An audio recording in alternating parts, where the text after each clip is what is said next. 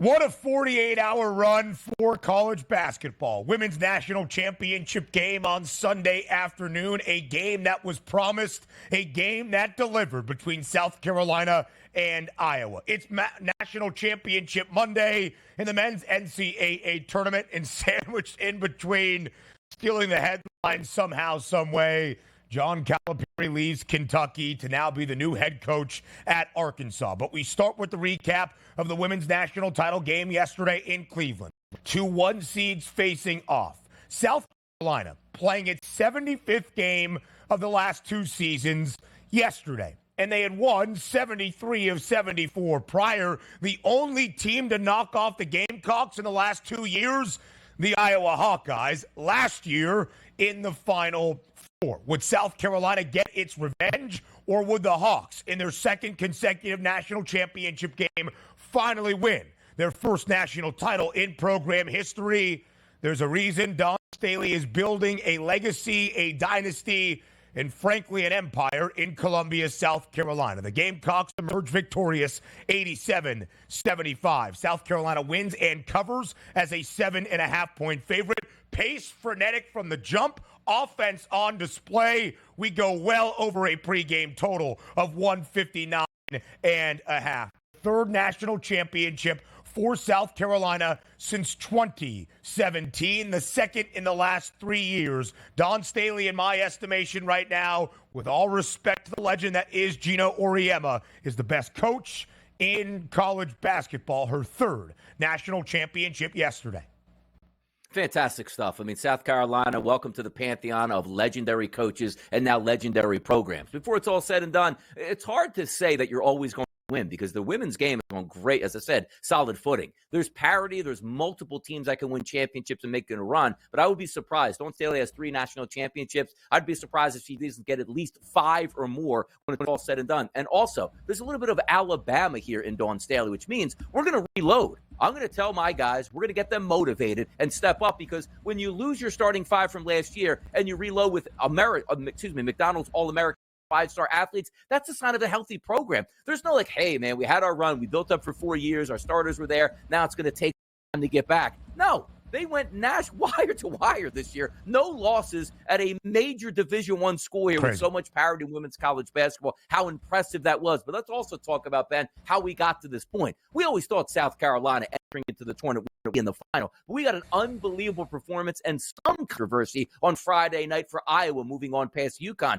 And I wasn't on the air since that took place. I just want to say, look, we never want to see a call make a difference in a national champion spot because we love the climactic moment. Who knows if a shot would have went up, if it would have went in, if UConn would have moved on. But it was pretty clear a foul in that instance where it was an offensive foul. And I know there's outrage to get there, but we got what we wanted. Iowa versus South Carolina, and an unbelievable start in that first quarter overall, but too big, too fast, too strong. South Carolina, they were the better team coming in, and they showed their might in quarters 2, 3, and 4, Ben.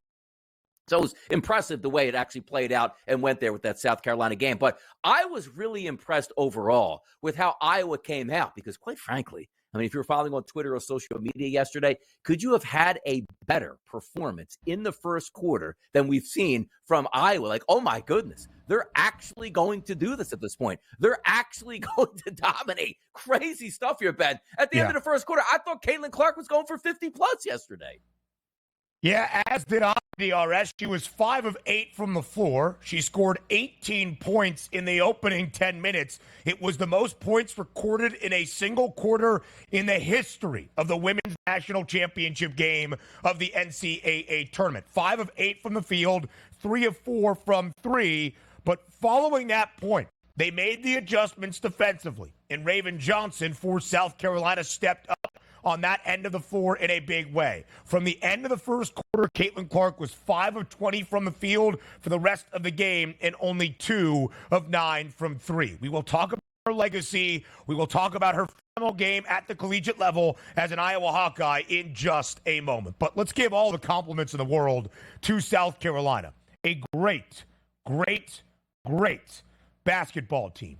Team last year that was upended in the Final Four by the Hawkeyes lost all of their starting 5. It was a completely new starting 5 for the Gamecocks this year, and they go undefeated the 5th program ever in women's college hoops to cap off an undefeated season with a national championship. And part of that is the freshman that stepped up in the biggest way yesterday. Tessa Johnson off the bench, 19 points. Malaysia Fulwiley, 12 points off the bench as well. Really started a spurt for the Gamecocks to end out the opening quarter when they needed it after Iowa and Caitlin Clark blitzed them. There was a 37-0 bench differential in favor of South Carolina over Iowa. South Carolina in their 6 wins in the NCAA tournament, winning by double digits in all but one game.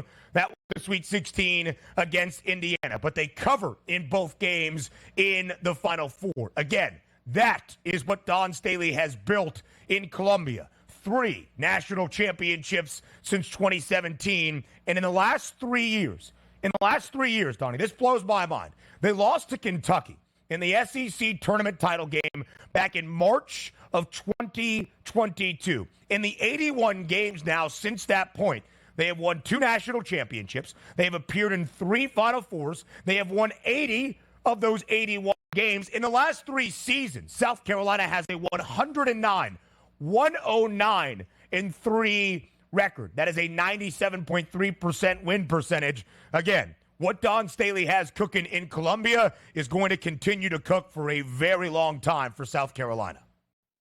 It certainly is, and unless she gets lured away, but I don't know what program you get lured away from when you're basically the pantheon of college basketball Kentucky? right now. Of course, we know you. Of course, exactly. She can, and also, like I joked yesterday, like Dawn Staley coming back to coach Temple, which she did for 5, 6, 7, 8 years here in the city of Philadelphia.